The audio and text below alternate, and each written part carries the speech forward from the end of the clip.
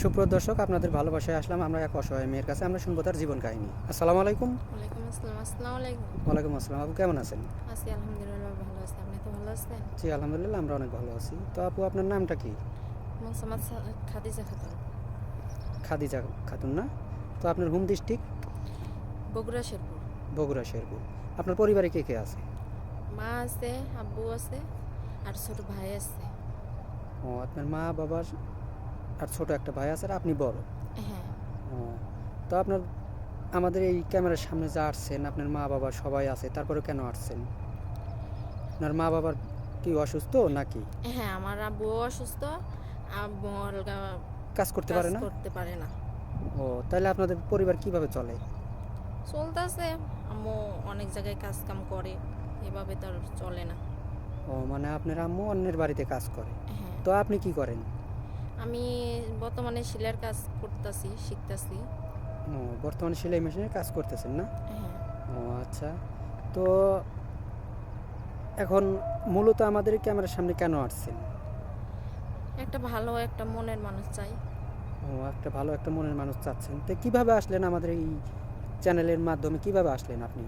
বাড়ির পাশে একটা আপুর আপনাদের এই জায়গায় ছিল, ওই আপুর মাধ্যমে এই জায়গায় আইছি। ও, মানে আমাদের এই চ্যানেলের মাধ্যমে যে আপুর বিয়ে শাদী হয়েছিল, সেই আপু আপনাকে সাথে নিয়ে আসছে না? হ্যাঁ।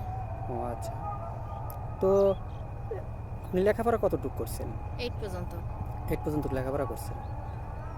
ও, তো এখন আপনার হলো অনেক প্রবাসী ভাই বলে যে আমাদের একটা ভালো মনের মেয়ে লাগবে, যেন আমরা সাথে সারা জীবন ভালোভাবে চলাফেরা করে। তো কোনো প্রবাসী ভাই যদি আপনাকে বিয়ে শাদী করতে চায়, আপনি কি বিয়ে শাদী করবেন? হ্যাঁ, বিয়ে শাদী করবো। বা দেশ প্রবাসী বা দেশেই অনেক ভাই আমাদের লক দিয়ে থাকে, এরকম দেশের ভাই, বাংলাদেশ যেমন 64টা জেলা, এমন কোনো জেলা যাইতে আপনার তো কোনো আপত্তি নেই? না, সমস্যা নেই। সমস্যা নেই না? তো এখন আপনার ফোন নাম্বারটা দিয়ে দেন। আমার কোনো ফোন নাই। আপনার ফোন নাই? আদৌ ফোন নেই? না, এ যুগে তো কেউ বিশ্বাস করতে চায় না যে একটা মানুষের হাতে ফোন নেই। আমার কাছে নাই কেন? ও, মানে আপনাদের আর্থিক সমস্যা, এই কারণে আপনার কাছে ফোন নেই না? হ্যাঁ। তো আপনি কি খাইতে ভালোবাসেন? গরুর গোশ বা কোনো কিছু? চিংড়ি মাছ। ও, চিংড়ি মাছ খাইতে ভালোবাসেন না? তো সাপোজ ধরেন আপনি বিয়ে শাদী করলেন, আপনার স্বামীকে আপনি কি রান্না করে খাওয়াবেন? সবচাইতে আপনার পছন্দনীয় কি এই চিংড়ি মাছই রান্না করে খাওয়াবেন? গরুর মাংস। ও, সব কিছু রান্না করতে পারেন না? হ্যাঁ। ও আচ্ছা। তো আপনি লেখাপড়াটা কতটুকু করছেন?